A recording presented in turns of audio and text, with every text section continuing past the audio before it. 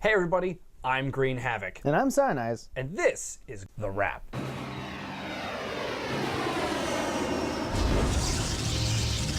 Justice reigns from above. No one can hide from my sight.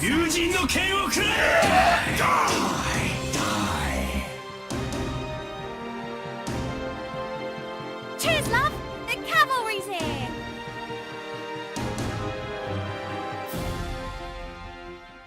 And welcome to The Wrap. So today we're going to go ahead and start off with the San Francisco Shock. They played 2 games this week. They lost both of them, but tough opposition. I think so, but one of them really hasn't been showing much of a improvement for their gameplay. It might have been a little bit gimme. Can you guess which one I'm talking about? I'm gonna assume you're talking about the Dallas Fuel. That's right. Really, that could have gone either way for me, but seriously, we should really hold Dallas Fuel to a higher standard, and they should really hold themselves to a higher standard, but they just haven't been showing us. It's complicated. Yeah, but the San Francisco Shock losing both games, not really surprising against the teams that they played against, highly skilled teams. So really, it lowers them into, I feel like, the lower skill bracket. It's really sad to see San Francisco struggle the way they are. Baby Bay's, great. Dante's, I don't know about great, but Dante is solid. He's solid, yeah. Exactly. So for me, I definitely want to see more of the San Francisco Shock in the next coming weeks.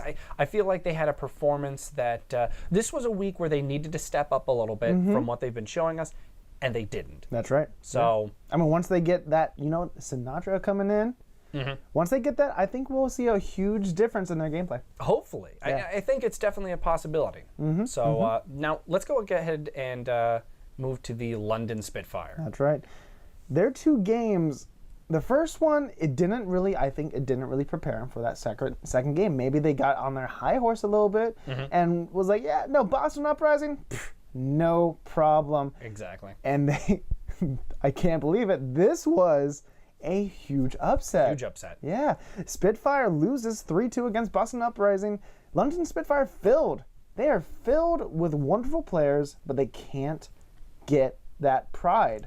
And this is the big thing for me with the Spitfire, and it goes with that pride part. So for this week, ultimately they allowed 4 maps to be taken from them, and they won 5. Yeah. So they ultimately come out of the week still positive, but they ultimately in the matches went half and half. Yeah. So my problem though is that they need to be better than that. They got lost in their moving parts. I think they absolutely got lost in their pride. I think that's a good point.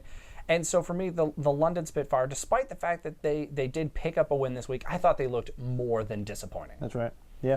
So they're going to, in future games, in future weeks, they're going to have to make sure to not underestimate their opponents. Absolutely. Yeah. You know what we're seeing in the Overwatch League? We're seeing that there are no easy games. Right. So the Shanghai Dragons had, their best week yet. Completely agree. They're going against Seoul Dynasty in their first game, and in their second game, Philadelphia Fusions. 2 great teams. Yes, very much so. Yeah, and they were able to finally pull out some wins. Yes. For games. They took a couple of maps, they took a map from Seoul Dynasty, which is huge. Yes. They took 2 from Philadelphia and forced Philadelphia into overtime. That's right. And they didn't look bad in overtime. So with that extra pressure of overtime, they needed to get the win, and they needed to take it to overtime, and they did. And then in overtime, they looked decent. So this is the Shanghai Dragons that we've both been saying we can start to see. They're not bad players. They're professional players. They can win matches. So it's just about them putting together, and I think hopefully this is the Shanghai we see moving forward. That's right. Stage 2, I think, is going to be filled with tons more of this type of gameplay. So let's talk about one of the top teams real quick. Let's go to Seoul Dynasty. They might be one of the top teams, but they are definitely not infallible. Yeah, you know what? I ultimately think this was a disappointing week for them. First, losing a map to the Shanghai Dragons, and then losing an entire game to the New York Excelsiors. Exactly. Oh my goodness. This proves that they're a top team, but they can be taken down. Exactly. There is leeway. There are openings. They make mistakes. They're not perfect. So for me, like I said, ultimately, I feel like a disappointing week. I feel like they tried to get some play time to players who hadn't been playing as much against the Shanghai Dragons, and the Shanghai Dragons showed them that they're not bad players. Yeah. And so for me, the Seoul Dynasty, they tripped up a little bit there, and I feel like the New York Excelsior just we're both at the same level. This is a 50-50 game, and Dynasty just didn't quite bring it. That's right. Let's move on to another team who had kind of a disappointing week. The Los Angeles Gladiators. Yes, that's right. They are a team where I absolutely love to watch them play. And really, this was an important game for them. This was the battle of California. Mm-hmm. They were battling over California. And you know what? They did a great game. They had a great match against Valiant. They did good. Valiant overcame them, and I don't know if that demoralized them to the extent that it had an effect while they played the Houston Outlaws. You know what? I was just going to say, so they looked... So the Valiant are considered one of the top Western teams. Sure, yeah. The Gladiators are in that same state. Mm-hmm. They're going to have to naturally be compared. And you know what? They showed that Valiant may be a top-tier team, but the Gladiators aren't too far behind. That's right. Well, what does that say about the Houston Outlaws? Exactly. Because the Valiant took the Gladiators to a 3-2 loss. Mm-hmm. And then the Houston Outlaws walked them to a 4-0 loss. Easily. This was a game where they just completely wrecked the Gladiators in every way possible. The sniper game, the tank game, the support game. My goodness, every extent, every strategy was thrown apart by the Outlaws. They were on point. The Outlaws came out. We expect the Gladiators to be kind of that more technical team, really, team synergy strategy, and they just got outdone by the Outlaws. And so that's a lot of questions. We have a lot of questions looking towards the Gladiators moving into week 4. Can they get a win this week? They lost both of them, which sucks for week 3. Mm-hmm. And they need to step up. Yeah, and getting 4-0'd is not fun. So. Not at all. Moving on to the Valiant, who were the winners of the battle for LA. They took the 3-2 overtime victory, and then ultimately would claim a 3-1 victory over the Florida Mayhem as well. I will say, though, they won both their matches, but I'm not impressed. No, of course not. This is like getting a loss against the Shanghai Dragons for a map. Yeah. Really, you're coming out, you're barely beating your rival team Gladiators for California, and you're losing a map to the Florida Mayhem, who don't have any subs, who've really, they come out, they're pretty silly. I don't know if they're taking the entire league serious or not, because it seems like that their head isn't in the game, and you're losing a map to them. And the big thing for me is, and so this is where I go. So the Valiant played the same teams as the Houston Outlaws this week. Yeah. The Valiant were taken to overtime by the Gladiators. Houston Outlaws 4-0'd the Gladiators. The Valiant lost a map to the Florida Mayhem. The Houston Outlaws 4-0'd the Florida Mayhem. What is going on to the Valiant? You know what? I got to say this. I'm starting to question if they belong in the top 5. The Valiant, they are seriously being top mid, maybe. Middle mid? That's probably more likely where they are with the Gladiators, with Boston Uprising, with the Fusion. I mean, yeah, with what, and you know what? Actually, I want to hop over to the Fusion. Sure. Because the Fusion to me are a team that I feel like is trending upwards. Yes, for sure. Now they were taken to overtime by the Shanghai Dragons. We mentioned that earlier, but they rallied and they got the job done, which is important for a team that is still struggling with its communication. Yeah. And then they beat the New York Excelsior in overtime 3-2. And that is, I mean, over the past few weeks, New York Excelsior have looked amazing on control point. Exactly. For sure. 100%. So for me, losing that, wow. Yeah. Mm-hmm. Philadelphia Fusion, put it on a post-it note, put that on your refrigerator, put it on your computer. They are a team to follow. The Philadelphia Fusion are. Seriously, from what I've seen, if you go into overtime, if you get that 5th map, they're more likely to win that 5th map. It's showing in their history that they are we're going to win, we're going to buckle down, and we will just win out of wit, out of spite, out of the sweat of their brow. They will make sure to take home a W. So let's talk about the other team that's very close to the Philadelphia Fusion, the Boston Uprising. Oh, yeah. This is another team that had 2 overtime victories this week. That's right. I mean, and one of them, London Spitfire, no joke of a team. Oh. Seriously. If they can take a win from London Spitfire, they can take a win from Excelsior, they can take a win from Dynasty. And they can take a win from the Fuel. That's right. Who is the other team? Now, Fuel came out the gates in this one. Got the first 2 maps, if I remember correctly. Boston goes, okay, that's cute. We're going to take the final 3. That's right. And we're going to add another L to your column. Sorry. Yeah. Shadow Kaiser is a player to watch. You know what? He might be one of the best players in the league. Shadow Kaiser. Okay. I haven't, personally, I haven't been... Casper. Sorry. Casper. Shadow Casper. My fault. No. Dream Casper. Dream Casper. Dream Casper. All those names are really cool. We've got Shadow Burn on the Philadelphia Fusion and Dream Casper. And I was actually... Shadow Burn was on the tip of my tongue because I feel like these might be 2 of the premier Genjis to watch. You know what?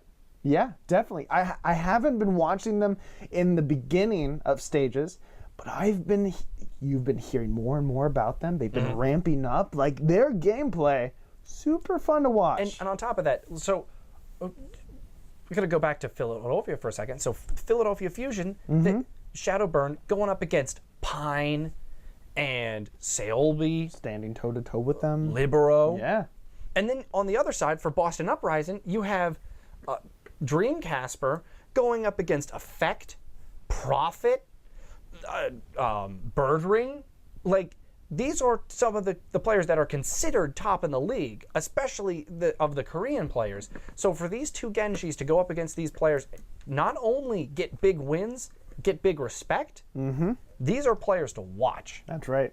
So, moving on to our next team, the Houston Outlaws, and I know we've talked a lot about their double 4-0 wins this week, which puts them up to 4 4-0s in a row. This team is red hot. That's right. They are on fire. They will not lose easily. This next coming week is going to be fun to watch them. They are on fire. They're getting up there. They're climbing the ranks. I mean, these Gladiators, they're not a team that you can 4-0 easily. Mayhem, a little bit easier. However, we've seen people struggle against them. But seriously, this team, what is it? What is going on with this team? Well, I think one of the big things that they're doing is they are dissecting their enemies. Gladiators, they don't really have a strong Widowmaker. They have people who can play Widowmaker. They don't have a premier Widowmaker. Sure. So what do? They pull out a Widowmaker. they force the engagement onto the Widowmaker. Man, if you're not going to challenge the Widowmaker, then cool. That's fine. right. Yeah. Then I mean, we saw them on Temple of Anubis go. They don't have a premier Widowmaker, so you know what? We could take the high ground, but why would we? We're going to go up and hold the gate, and we're going to let our Widowmaker stand unprotected in the back because you don't have a way to deal with it. Right. And that unraveled the Gladiators. They didn't have they've been playing against these very just set in stone defenses, and they're able to pick them apart. Exactly. Yeah. So the big win from them, and then against the Mayhem came out in game 1 versus the Houston Outlaws, very close, giving them a run for their money. But there was a moment in that game, and I'll try to have a video for it. But there was a moment in the game where you saw the Houston Outlaw players. They got this like sober, like very serious face, just like they knew it was close. Yeah. They knew they might let this map drop, and they all just refused. Like this moment, you see like all the little twitches, the kind of the small movements that the players make, just stop, and all of them were like, no. And they came back, and just the sheer grit. Yeah. They reclaimed the map and ultimately walked the Mayhem to an easy 4-0 after that. So Wow. yeah, no, it was a big performance from the Houston Outlaws, because those are the kind of victories you need to be getting to really stay in those top five spots. Mm-hmm. So the Florida Mayhem, how do we feel about them? They only claimed one map this week. That's less than the Dragons did. Yep. Now, they did play the Valiant and the Houston Outlaws, so it's kind of hard to get too on their case. Still, though, not being able to take a map, another map, only being able to take one, it doesn't look too favorably for them. Especially when you have players like Logic and Tavik who they're highly rated. They're not players that you would just gloss over. Yeah.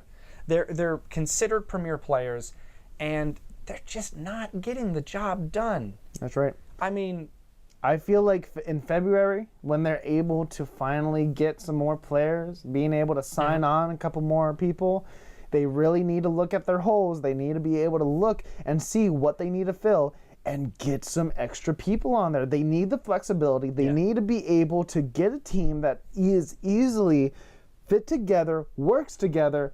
It's a team game. Yes. It is something that you can't have just a 6-player game in this professional level. You need more than that. You need the flexibility. They really need to improve. Their coaches need to help them train, help them get set for stage 2, 3, and 4.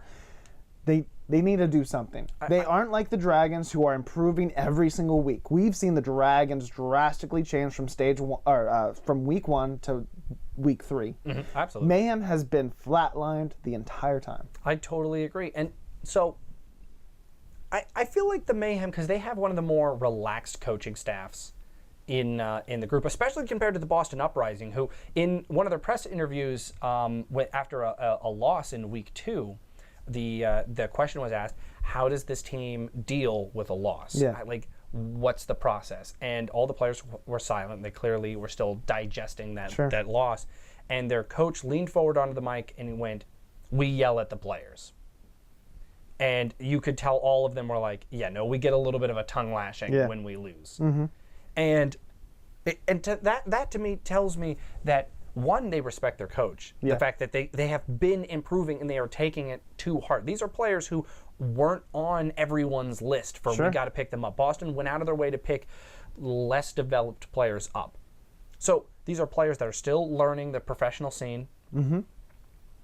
Their coaching staff is a rigorous and really hardcore coaching staff, and it's getting work done. I feel like you've seen it this week. That it works. Exactly. And I feel like for the Florida Mayhem, they're a little too lax. And I enjoy their jovial entrances. I think it's fun. But at what point do you go, guys, you're like almost last place. Why are you coming out like you're champions? That's right. This is a professional. You're on the top level of a esports Overwatch League. The inaugural season. This is it. I don't know if they're going to be able to take this as serious as the other teams can take it. Mm-hmm. And it's shooting themselves in the foot. I want to know, does it take the Dragons going above them and bumping them into the last place? Is that when we'll see the Florida Mayhem go, maybe we need to practice differently? I hope so.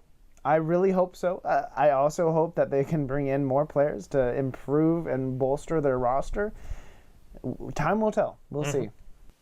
Sorry for the audio change, guys. We had a little bit of an audio snafu, and we lost our coverage on the New York Excelsior. So real quick, I'm going to summarize it for you. On one hand, they had a great week, beating the Seoul Dynasty 3-2 in overtime. On the other hand, they had a little bit of a lackluster week, losing to the Philadelphia Fusion 2-3. So the New York Excelsior still are a more than promising team. They've got great dynamics, and they're really starting to show their own as far as strategy and depth of more than just mechanical skill. So I personally am very excited to see this team moving forward in the Overwatch League. And our final team, we have the Dallas Fuel. Yes. Now, Dallas Fuel got their first win this week. Mm-hmm. And so, that's good. But they also dropped a game to the Boston Uprising. Sure. We talked about the Boston Uprising being, they're an improving team and everything like that. San Francisco Shock, not as impressive. Exactly. It's and on top of that, they tied a map. Yeah. So for me, it's I can't help. And on top of that, so in that tie, they also technically they tied. Basically, they lost. Okay. It was the San Francisco Shock was the team with the time bank that had the chance to win the map. Mm-hmm. Dallas was able to hold out and keep it a tie. Oh, so I see. They never had the chance to win the map. It was only theirs to lose. Gotcha. And so to me, as far as this is concerned, as far as looking at this, I'm counting that as a loss. Okay. So to me, they went 3-1. And you go in 3-1, and for as close as the games were, that's not okay. Not for a team where we wanted them, we thought, and basically everyone in the league thought they were going to be a top-tier team. Mm-hmm. They haven't shown anything to be proud of. And you know what? I got to ask the same question we were just asking the Florida Mayhem, because we are still seeing a lot of ego, a lot of bravado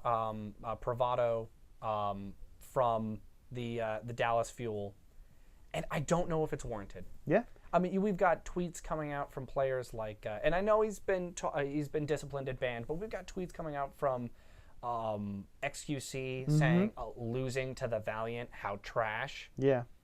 I'm sorry, your team's 1-6. What do you mean? Yeah, exactly. And I know they weren't at the time, and they couldn't have known that they were going to drop so hard, but I mean, to some of these teams, they haven't even been speed bumps. They were 4-0'd by the Houston Outlaws. Yeah. 3-1'd by the Spitfire, 3-1'd by the Valiant, or 3-0'd by the Valiant. And so for me, I can't help but go, what are you getting at? You know what? They have the skill. They have the technical abilities, the mechanics down individually. Their team play isn't there. They can't work together. Their ego and pride is so high. Mm-hmm. They need to tone it down, and they've been week after week getting smashed by teams that they should be overcoming, and hopefully will click for the coaches or for some of their players. Mm-hmm. One of their players needs to step up, become the captain, become a force to be reckoned with, to kick the other players into gear, into overdrive. Someone needs to stand up. Exactly, and it's because it's not on the mechanical front. It is literally on a personal, team, morale, personality, teamwork, synergistic. That's where that needs to be done. And that is the hardest thing to train at. Mm-hmm. You got the Shanghai Dragons where, sure, their skill and their teamwork and everything and all the meta, the strategies, it isn't there yet. It isn't on the same level as everything else. But their individual personality, their egos are all on a level in which it can be handled. Yeah, and the other thing, they trust each other. Exactly. They haven't won a game, but they still trust each other. And they are so respectful. Exactly. That's right. For me, I gotta say, Dallas Fuel, even though you finally got your first win, I am not impressed. That's right. You all need to work together. You all need to do better.